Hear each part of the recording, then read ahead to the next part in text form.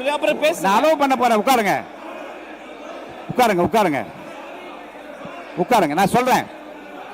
உட்காருங்க உட்காருங்க உட்காருங்க உட்காருங்க உட்காருங்க உட்காருங்க உட்காருங்க உட்காருங்க உட்காருங்க உட்காருங்க உட்காருங்க. இல்ல நான் சொல்லி முடிக்கிறேன். இருங்க உட்காருங்க. பேரவைத் தலைவர்களே உட்காருங்க. இருங்க உட்காருங்க. பதில் சொல்வது பாருங்க. இருங்க நான் இப்படி பண்றேன். பேரவைத் தலைவர்களே உட்காருங்க. எல்லாருக்கும் இருங்க. உட்காருங்க உட்காருங்க உட்காருங்க உட்காருங்க. இல்ல இதை பத்தி நான் சொல்லிடுறேன், அப்புறம் பேசுங்க. இல்ல உட்காருங்க. இந்த செய்தி குறித்து சரி உட்காருங்கன்னு சொல்றாங்க கணேஷ்குமார். உட்காருங்க. மாண்புமிகு உட்காருங்க உட்காருங்க உட்காருங்க. அதான் இருங்க. நான் என்ன சொல்றேன், இருங்க இருங்க. இந்த சம்பவம் இருங்க. நான் கவனத்துல தான் இருக்கிறேன். பேசலாம். இல்ல ரெண்டும் ஒன்றுதான். இது பாருங்க பாருங்க. உட்காருங்க. ரெண்டும் ஒன்றுதான். இருங்க. மாண்புமிகு இருங்க. மாண்புமிகு அமைச்சர் மாண்புமிகு அமைச்சர் இல்லை, நான் சொன்னதுக்கு அப்புறம் பேசுங்க. இல்ல அங்க இல்ல இல்லைங்க. நான் ஒரு பதில் சொல்றேன், அப்புறம் நீங்க பேசுங்கன்றேன். உட்காருங்க உட்காருங்க. இருங்க இருங்க. நேபாள் நாட்டுடைய ராசுவா பகுதியில் நேற்றைய தினம் மிகப்பெரிய ஒரு வெள்ளப்பெருக்கு ஏற்பட்டிருக்கிறது. கிட்டத்தட்ட 160 பேர் உயிரிழந்திருக்கிறாங்கன்னு செய்திகள் வந்து கொண்டிருக்கிறது.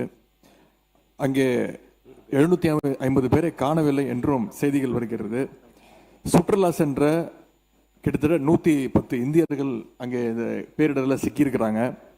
குறிப்பாக தமிழ்நாட்டுடைய பல்வேறு மாவட்டங்களைச் சேர்ந்த 40க்கும் மேற்பட்ட தமிழ் மக்கள் சிக்கியிருப்பதாக செய்திகள் தொடர்ந்த வண்ணம் வருகின்றது.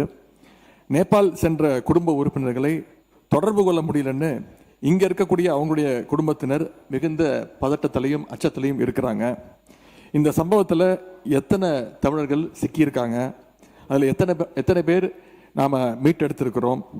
தமிழ்நாடு அரசு சார்பாக நேற்று ஒரு உதவி எண், அவசர உதவி எண் ஹெல்ப்லைன் நம்பரும் நீங்கள் கொடுத்துருக்கிறீங்க. அரசு அறிவித்த அந்த ஹெல்ப்லைன் நம்பர்களுக்கு இதுவரைக்கும் எத்தனை அழைப்புகள் வந்திருக்கிறது, அந்த அழைப்புகள் தொடர்பாக என்ன மேல் நடவடிக்கைகள் எடுக்கப்பட்டிருக்கிறது. இந்த நிலைமையில் தமிழர்களை பத்திரமா மீட்டுட்டு வர்றதுக்கு தமிழக அரசு சார்பாக ஒரு சிறப்பு அதிகாரியை, ஒரு ஸ்பெஷல் ஆஃபீஸரை இந்த அரசு நியமிச்சிருக்கிறதா, அவங்க நேபாள் போகிறதற்கான திட்டங்கள் எதுவும் இருக்கிறதா.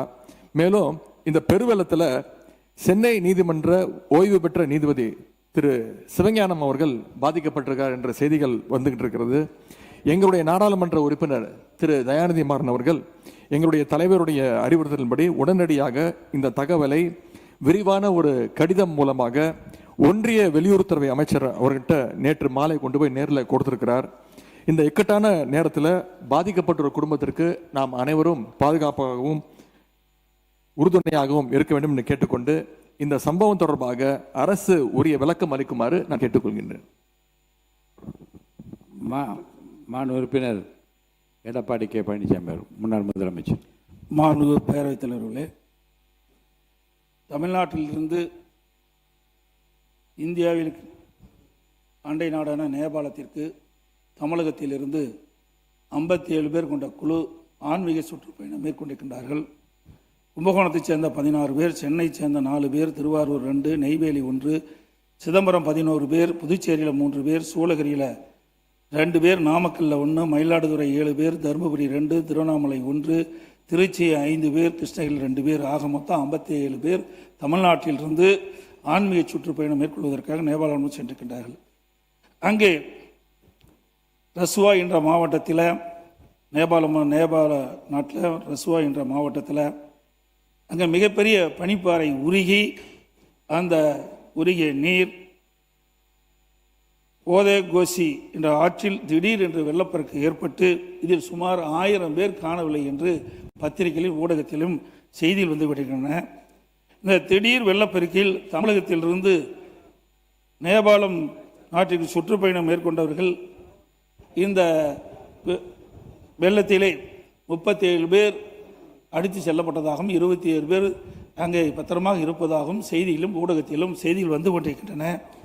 அவை 37 பேர் காணாமல் போயிருக்கிறார்கள். அதை மீட்பதற்குண்டான நடவடிக்கை எடுக்க வேண்டும். 20 பேர் பத்திரமாக இருப்பதாக தகவல்கள் அவர்களையும் மீட்டெடுத்து தமிழகத்துக்கு கொண்டு வரப்பட வேண்டும். அது மற்றும் கோவையில் உள்ள ஈசா மையத்திலிருந்து சுமார் 77 பேர் ஆன்மீக சுற்றுப்பயணம் மேற்கொள்வதற்காக நேபாள் நாட்டுக்கு சென்றிருக்கின்றார்கள். அவர்கள் என்ன ஆனார்கள் என்று தெரியவில்லை, தகவலும் கிடைக்கப்பெறவில்லை. ஆகவே இது வெளியுறவுத்துறை அமைச்சரோடு தொடர்பு கொண்டு நம்முடைய தமிழ்நாட்டில் இருக்கின்ற ஒரு அதிகாரி குழு டெல்லிக்கு அனுப்பப்பட்டு மத்திய அரசோடு தொடர்பு கொண்டு வெளித்துறை அமைச்சரோடு தொடர்பு கொண்டு நேபாள் நாட்டிற்கு சென்று தமிழர்கள் 57 பேரையும் மீட்டு தமிழகத்துக்கு கொண்டு வந்து சேர்க்கப்பட வேண்டும் என்று அரசுடைய கவனத்திற்கு கொண்டு வந்ததோடு அந்த குடும்பத்தைச் சேர்ந்தவர்களெல்லாம் அந்த 57 பேர் ஆன்மீக சுற்றுப்பயணம் சென்ற அந்த குடும்பத்தைச் சேர்ந்தவர்கள் மிகுந்த பதற்றத்தோடு இருக்கின்றார்கள். அவருடைய உறவினர்கள் பதற்றத்தோடு இருக்கின்றார்கள். ஆகவே அரசு வேகமாக துரிதமாக செயல்பட்டு ஆன்மீக சுற்றுப்பயணத்தில் மேற்கொண்டுள்ள அனைவரையும் பத்திரமாக மீட்டு தமிழகத்தில் கொண்டு வருவதற்கு இந்த அரசு முன்வர வேண்டும் என்று தங்கள் வாயிலாக அமைச்சருடைய கவனத்தில் கொண்டு வருகிறேன்.